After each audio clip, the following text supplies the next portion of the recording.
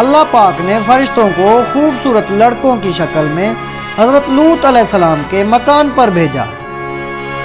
حضرت لوط علیہ السلام نے جب لڑکوں کو دیکھا تو بہت غمگین ہوئے کہ یہ لڑکے میرے پاس مہمان آئے ہیں اور میری قوم کے لوگ ان کو پریشان کریں گے۔ کہنے لگے آج کا دن میری مشکل کا دن ہے۔ حضرت لوط علیہ السلام کی قوم کے لوگوں نے خوبصورت لڑکوں کو ان کے گھر پر دیکھا تو دوڑتے ہوئے آئے۔ بسم اللہ الرحمن الرحیم۔ تمام بھائی اور بہنوں کو السلام علیکم۔ ناظرین گرامی، آج کی ہماری ویڈیو کا موضوع حضرت لوط علیہ السلام ہے۔ اللہ پاک نے حضرت لوط علیہ السلام کو اپنا پیغمبر بنا کر بھیجا۔ حضرت لوط علیہ السلام کی قوم کے لوگ بڑی بے شرمی کے کام کیا کرتے تھے۔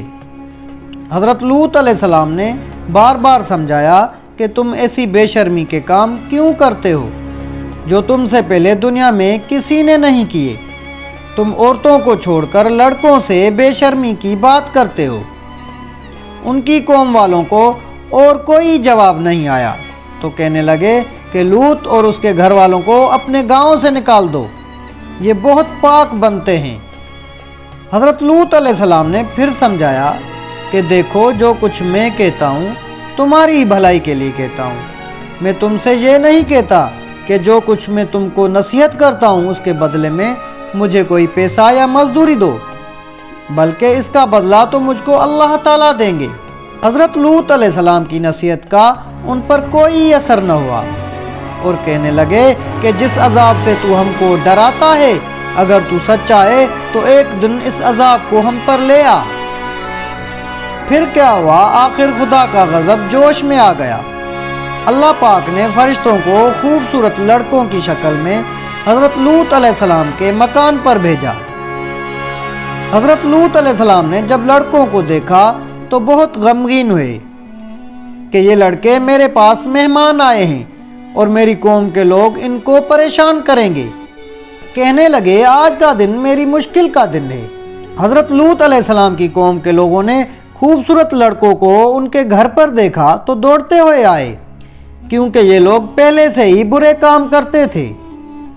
حضرت لوط علیہ السلام نے ان سے کہا کہ اے میری قوم، خدا سے ڈرو اور میرے مہمانوں کے بارے میں میری عزت خراب نہ کرو۔ تم میری لڑکیوں سے شادی کر لو۔ وہ بولے کہ تم کو معلوم ہے کہ تمہاری بیٹیوں کی ہم کو ضرورت نہیں، جو کچھ ہم چاہتے ہیں وہ تم کو معلوم ہے۔ حضرت لوط علیہ السلام نے کہا کاش مجھ میں تمہارے مقابلے کی طاقت ہوتی یا میں کسی مضبوط قلعے میں ہوتا۔ فرشتے جو خوبصورت لڑکوں کی شکل میں آئے تھے، انہوں نے حضرت لوط علیہ السلام کو اتنا غمگین دیکھا تو کہا اے لوط، ہم تمہارے رب کی طرف سے بھیجے ہوئے فرشتے ہیں، یہ لوگ آپ تک ہرگز نہیں پہنچ سکتے۔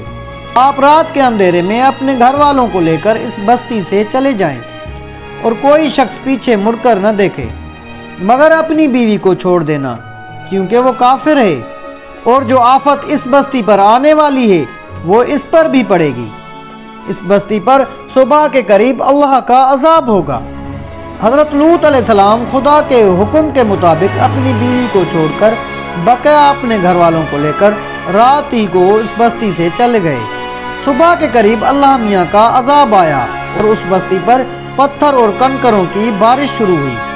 پھر اس بستی کو اٹھا کر الٹا ٹپک دیا اور اسے نیچے اوپر کر دیا، اور وہ بستی جس کے لوگ لڑکوں سے بے شرمی کی باتیں کرتے تھے اور حضرت لوط کے منع کرنے سے نہیں مانتے تھے، سب فنا ہو گئے۔